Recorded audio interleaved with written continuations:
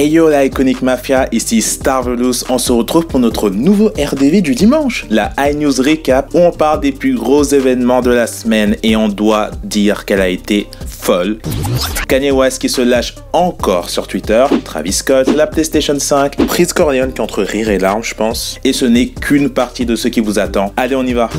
Billionnaire Kanye s'est lâché pour la 150e fois à peu près, on compte plus à ce stade, sur Twitter cette semaine et comme d'hab, il veut la paix, mais il est vénère, mais il veut la paix. Du Kanye quoi. Il a commencé sagement en balançant de nulle part qu'il ne sortirait plus d'album tant qu'il serait sous contrat, donc Donda, sous le nez. Enfin, qu'il attendait, ça fait 3 mois que l'album est censé sortir la semaine prochaine. Puis il a demandé à Drake et J. Cole de lui faire des excuses publiquement, avant de faire la paix avec eux, sans l'accord des deux intéressés bien sûr. Ah, pour ceux qui n'ont pas suivi pour J. Cole, il avait lancé des pics à Kanye West dans False Prophet. Pour Drake, demandez à Pusha T, c'est mieux je crois. Une rencontre avec Jay-Z a également été mentionnée dans les tweets. On peut dire qu'il allait dans tous les sens ce Yeezy. On ose quand même espérer un très bel album de sa part pour 2020. Ouais, on a le goût du risque par ici. Surtout qu'il souhaiterait retravailler avec J. Cole, Kendrick Lamar et Drake. Drake? What are you doing? What? Oui, Drake. Mais avant ça, Kanye West semble s'être lancé dans une bataille contre son label pour récupérer ses masters. On verra bien où ça mènera, mais la bataille semble rude, surtout que Jay-Z aurait vendu à Def Jam les masters des 6 premiers albums de Kanye West, soit de, tenez-vous bien, The College Dropout à Yeezus, pour récupérer ses propres masters d'après un contrat de 100 pages réalisé par Universal que Yeezy a partagé sur Twitter. Ouch. Tu peux le faire, Kanye. Même si on a quelques doutes sur la manière de faire. Vous aurez la rêve si vous avez vu son Twitter. T'es en train de faire quoi là? Je fais pipi.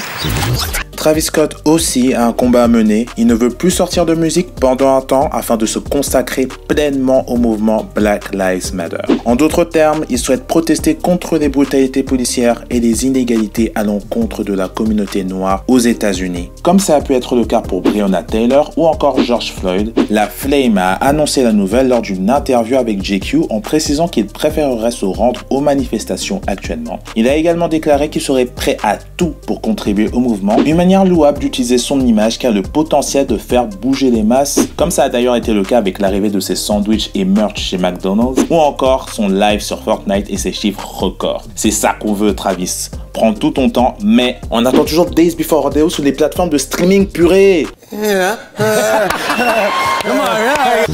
Un Airbnb dans le manoir du Prince de Bel-Air, ça vous tente? Eh bien c'est possible, Will Smith a fait un partenariat avec Airbnb afin d'y rendre dispo la maison du Prince de Bel-Air. Une réservation qu'on pourrait imaginer hors de prix, mais ne coûtera que 30 $ la soirée à l'occasion des 30 ans de la série.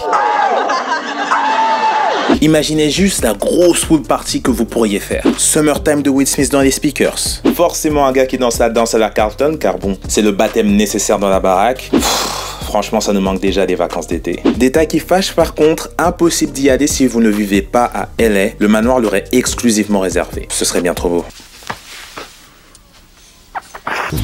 On passe au combat entre Twitch et la SACEM qui ont finalement trouvé un terrain d'entente concernant les droits d'auteur des artistes. Si vous êtes passionné de jeux vidéo ou que les réseaux sociaux vous intéressent, vous connaissez forcément Twitch, la plateforme permettant de streamer à sa guise du contenu, soit des jeux, des conférences, de l'ASMR, etc. De base très flexible au niveau des droits d'auteur musicaux, soit la possibilité de passer un son connu lors d'un live, Twitch a finalement décidé de serrer la vis au niveau des droits et de sanctionner tout streamer passant des sons soumis au copyright afin de soutenir les artistes en question. Plus de The Box de Roddy Ricch pendant le live, c'est la déprime, c'est la panique. Heureusement pour tout le monde, Twitch a réussi à trouver un accord avec la SACEM, l'organisme s'occupant des respects des droits d'auteur, ce qui veille à ce que tout le monde soit payé quoi.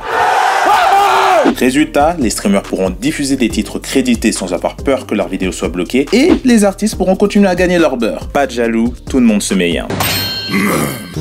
Aussi bien que nous, on m'attend la deuxième conférence PlayStation de l'année et il faut dire que les attentes étaient grandes, surtout concernant l'annonce du prix de la console et l'objectif a été atteint et plus encore. Non seulement on a eu droit au prix des consoles, mais on a aussi pu profiter d'un défilé de jeux complètement ouf. Harry Potter RPG officiellement annoncé, God of War Ragnarok pour 2021, des nouveaux visuels de Demon's Souls et Spider-Man Miles Morales, Final Fantasy XVI sur PlayStation 5. Voilà, j'aime bien. Sérieux, je suis tellement hypé que j'en ai mal à la tête. Mais reparlons un peu de sous parce que c'était le clou du spectacle et le plus important quand même. La PlayStation 5 classique sera disponible à 499,99€ et celle sans lecteur CD coûtera 399,99€. C'est la seule différence qu'il y a entre les deux, contrairement à la Xbox. Leurs capacités sont les mêmes. Par contre, les jeux coûteront 80 balles à partir d'un next-gen. Je dis ça, je dis rien. Enfin si, c'est cher. Très cher. Surtout qu'il n'y aura rien d'aussi intéressant que le Xbox Game Pass sur la nouvelle PlayStation. Pour rappel, c'est la plateforme de streaming à 12,99€ par mois, permettant d'obtenir une centaine de jeux en streaming, dont les grosses exclusivités de la console dès leur sortie, ce qui est de loin le plus intéressant, je pense. De son côté, la PlayStation 5 aura le PlayStation Plus, mais on ne pourra jouer qu'aux classiques de la PlayStation 4, mais pas les exclus de la PlayStation 5 le jour de leur sortie. Et pourtant, c'est très bien que c'est là que va partir tout notre argent, on va pas se mentir, même si on le fera avec plaisir. Shut up and take my money. La PlayStation 5 sortira le 19 novembre à travers le monde. Les précommandes sont ouvertes dès maintenant. Donc foncez si vous la voulez day one. Allez, on passe au rap français avec l'homme du moment, Freeze Corleone.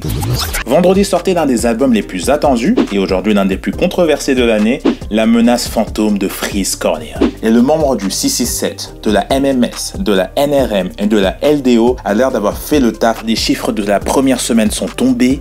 L'album s'est écoulé à 26 499 exemplaires. En une semaine, encore plus fou que ce qu'on pourrait imaginer. On va pas se mentir, pour du rap de niche de base, sans grosse promo ou feat mainstream, on s'attendait pas du tout, mais vraiment pas du tout à ces chiffres. Freeze peut clairement SO son équipe de la première heure, qui spam 667 sur n'importe quel poste d'ailleurs. Va falloir vous calmer les gars. Avec tout ça, on est aux mesures d'imaginer que LMF pourrait être disque d'or avant la fin de l'année. Enfin, à voir comment ça va se passer maintenant, vu que Universal a stoppé toute collaboration avec Freeze Corleone. Autre point important, le titre rap Catéchisme de Freeze et Alpha One est rentré en rotation sur Skyrock, ce qui est tout aussi incroyable que les chiffres. En même temps, les gars ont fait un tour de passe-passe à Olivier Hatton et Ben Baker sur la prod. On n'a rien pu faire.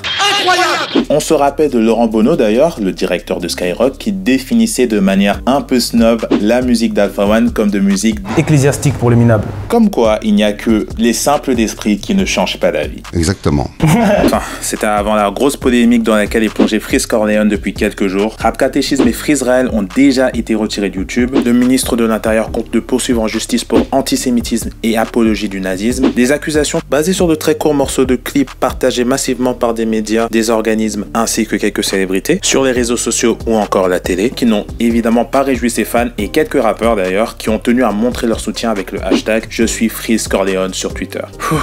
On verra bien dans quel sens ça ira tout ça.